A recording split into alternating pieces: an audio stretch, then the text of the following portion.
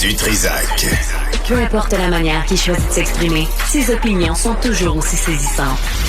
Bon, on attend le point de presse de Pierre-Carl Péladeau. On ne le met pas en ondes parce que c'est le patron. On le met en ondes là, parce que je pense encore une fois, puis je suis pas au courant, ça sera des mauvaises nouvelles pour les médias privés. Et que ça soit ici, que ça soit chez Bell, que ça soit ailleurs dans le privé, tous les médias sont aux abois. On coupe partout. On essaie de faire plus avec le strict minimum. Il y a aussi, en attendant M.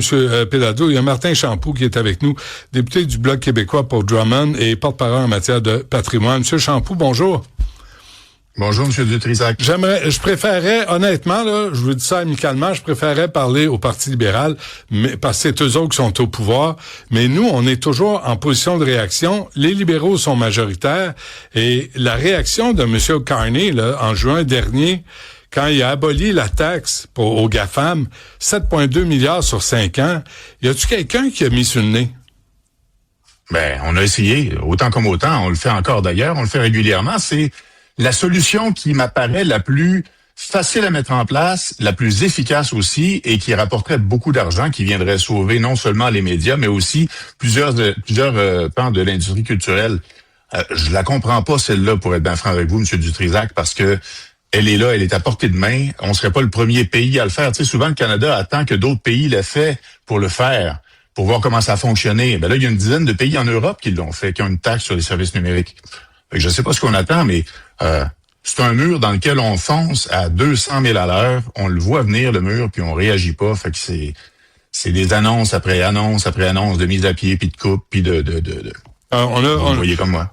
Écoutez, on a cherché brièvement, là, mais Bell, c'est 7500, 7800 mises à pied depuis 2020. Québécois, c'est plus de 2000. Radio-Canada, c'est une centaine à peine parce que Radio-Canada est financé. On s'en était parlé. Mark Carney qui va en campagne électorale dans un débat à Radio-Canada et qui promet 150 millions de plus. Ça devient gênant. Télé-Québec qui est financé par le gouvernement, qui a pas l'air trop pris avec des problèmes de financement. Ce sont les médias privés là qui sont aux abois. Rien contre le fait de soutenir des médias publics, j'ai pas de problème avec ça, mais si parallèlement à ça, on laisse mourir les médias privés, là on fait mal le travail. Puis présentement, le gouvernement Carney fait très mal son travail. L'annonce des 150 millions en campagne électorale pour CBC Radio-Canada, alors qu'il n'y a rien qui se fait concrètement pour les médias privés, j'ai trouvé ça indécent. Et de voir ce qui se passe présentement, de voir ce qui continue de se passer avec une solution à portée de main. On en parle, la TSN, remettez-la en place. On va générer des centaines de millions par année. Ouais. On va pouvoir soutenir adéquatement les médias sans pour autant saigner les consommateurs ou attendre que le marché publicitaire se rétablisse. Je veux dire, je comprends pas pourquoi il bouge pas plus que ça. Puis Mark Carney l'a retiré, cette taxe. On me dit aussi que c'est parce que dans son portefeuille d'investissement, il y a du GAFAM, Mark Carney. Fait qu'il veut pas se faire mal à lui-même. Ben, plus on fouille un peu dans ce que contient Brookfield, plus on voit qu'il y a pas mal de raisons de pas intervenir dans certains dossiers, disons. Mais bon, j'irai pas dans ce cynisme-là. Moi, je pense qu'il y a des solutions, comme je vous le disais, que le gouvernement a à sa portée. Des décisions qui ont été mauvaises. La décision de retirer la TSN pour faire plaisir à Donald Trump, on l'a vu, ça n'a rien donné. Ça, c'est la taxe. En fait, ce que ça a donné, c'est que du mauvais. Oui, la TSN, la taxe sur les services numériques.